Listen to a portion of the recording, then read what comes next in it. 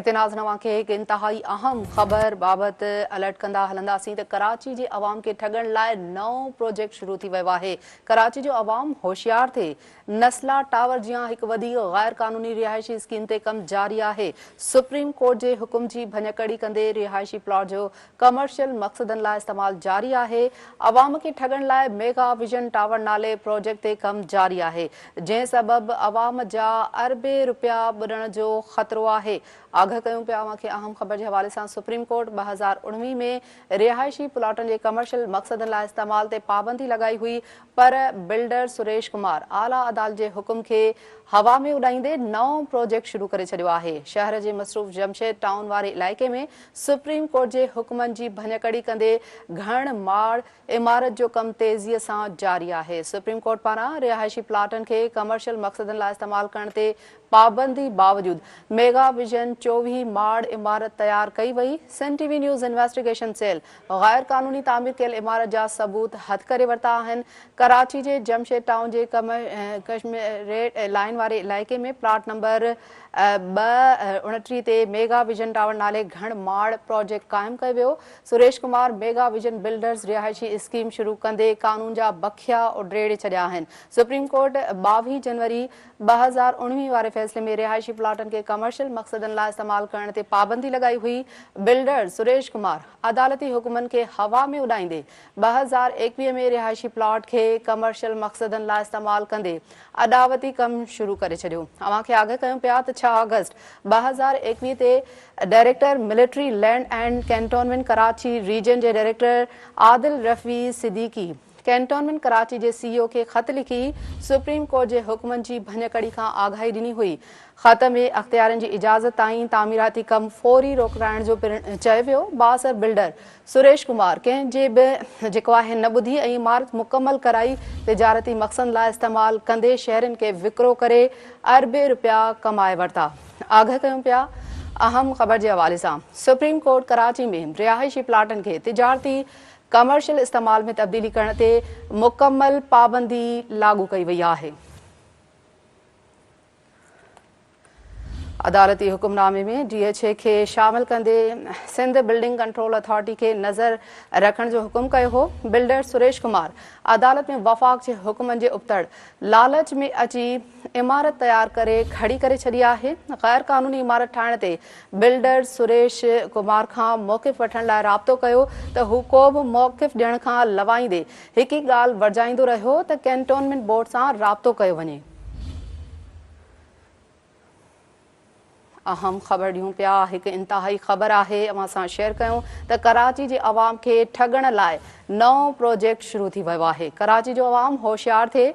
नस्ला tower जियां हिकु वधीक गैर कानूनी रिहायशी स्कीम ते कम जारी आहे।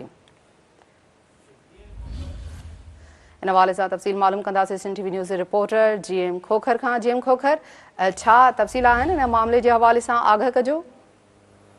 जी बिल्कुल अनिला, बिल्कुल इएं ही आहे।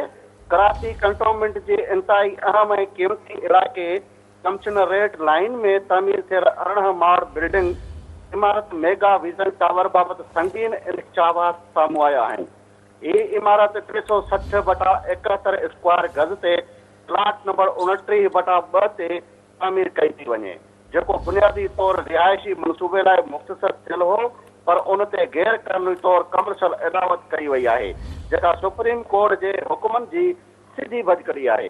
याद रहे तो सुप्रीम कोर्ट ऑफ पाकिस्तान 23 जनवरी 2019 ते पंहिंजे हिकु अहम फैसले में चिट्टो हुकुम ॾिनो हो त कराची समेत कंटोनमेंट इलाक़नि में रिहायशी प्लाटनि के का भी सूरत में कमर्शियल तौर ते तब्दील नथो करे सघिजे ऐं न ई अहिड़ी तामीर जी इजाज़त ॾेई सघिजे थी। इन जे बावजूद बाअसर बिल्डर सुरेश कुमार अदालत के हुकुमनि के लताड़े 2021 में तामीराती कम शुरू कयो ऐं अॼु उन इमारत जो कम जारी आहे। 6 अगस्त 2021 ते director general military lands and comments south Karachi Adil Rafiq Siddiqui cantonment Karachi के बाकायदा ख़त ज़रिए हिदायत कई त अदावत कानून की भञकड़ी तहत थी रही है, उन ते फौरी तौर तामीर बंद कराई वञे। पर अफ़सोस सां चवणो थो पवे त हिन ख़त खे नज़रअंदाज कयो वियो ऐं बिल्डर के अणॾसाई में सहूलियतूं मुहैया कयूं वियूं। मेगा विज़न टावर जी तकड़ी विकिरे इश्तिहारबाज़ी ऐं बुकिंग जे अमल मां ज़ाहिर थिए थो त न रुगो कानून जी भटकड़ी कई वई आहे पर अवाम खे बि गुमराह कयो पियो वञे। सवें शहरनि खां फ्लैटनि जी मद में एडवांस रक़म वठी इन्हनि जी ज़िंदगी जी जमा पोशी ख़तरे में विझी पई वञे। जॾहिं त सिंध टीवी न्यूज़ इमारत जे बिल्डर सुरेश कुमार सां संदसि मोकल लाइ राब्तो कयो त हुन रिपोर्टर सां न रुगो ॻाल्हाइण खां इनकार कयो पर मूंसां जेको आहे उन सुञाणप खे बि रद्द करे छॾियो। माहिरनि सां इन हवाले सां ॻाल्हि ॿोल थी आहे। उन्हनि जो चवणु आहे त जेकॾहिं उते रिहाइश शुरू थी वई त कंहिं बि वक़्तु अदालत तरफ़ां डेपोटेशन यानी कि चढ़ण जो हुकुम अची सघे थो, जीअं अॻु नस्ला टावर जी सूरत में थियो हो। अहिड़ी सूरत में बेगुनाह ख़रीदारनि खे सख़्तु नुक़सान ऐं ज़हनी अज़ियत खे मुंहुं ॾियणो पवंदो। सवाल इते उहो थो बणिजे त छा ही इमारत कानून खां मथां ई आहे? छा अदालत जा हुकुम रुगो आम शहरनि लाइ आहिनि? मेगा विज़न टावर जो मामिलो हाणे उन ई नस्ला टावर खां बि वॾो अदालती तकरार बणिजी सघे थो, जॾहिं त सुप्रीम कोर्ट नेब ऐं ॿिनि एहतिसाबी इदारनि खे इन मामले ते फौरी तौर ते नोटिस वठणु घुर्जे। जी अनिला, ठीकु आहे, वॾी महिरबानी GM खोखर तफ़सील ॾियण जे लाइ।